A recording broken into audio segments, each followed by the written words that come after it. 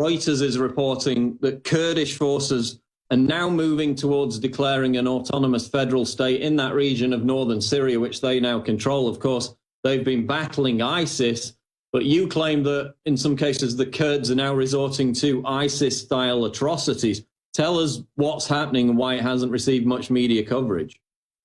Well, in the first place, the plans to balkanize Syria were made public by Condoleezza Rice in 2006.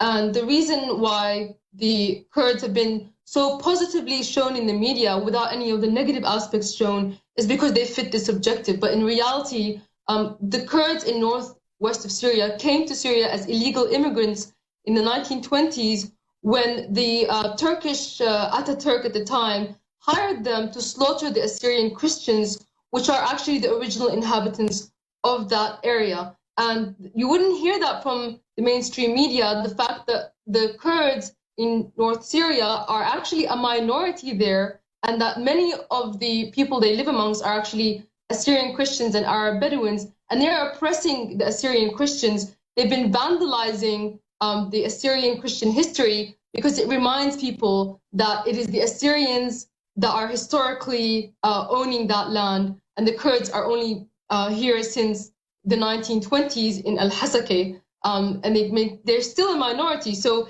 it boggles the mind that people would support giving a minority of people, 6% of Syria's population, all of Syria's oil. The Kurds are Iranian Sunni nomads that walked across from Iran, across into Iraq, across into Turkey, and now a little part of Syria. And, letting in illegal immigrants has now resulted in them claiming our land.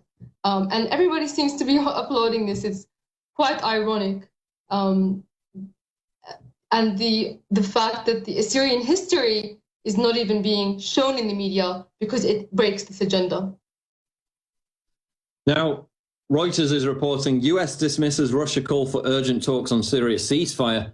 The United States on Monday rejected Russia's call for an urgent meeting over violations of Syria's 3-week cessation of hostilities, saying that its concerns were already being handled in a constructive manner.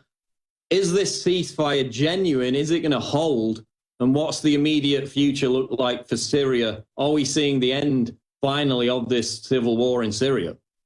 Unfortunately, I don't think so. I think it's probably going to go on for many years to come.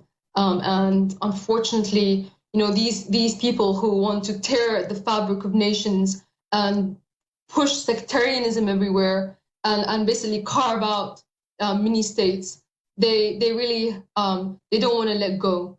And the Syrian military has been fighting ISIS now for 5 years. Unfortunately, I think that it's going to continue. Okay, now where can people find more information about your reports about this information?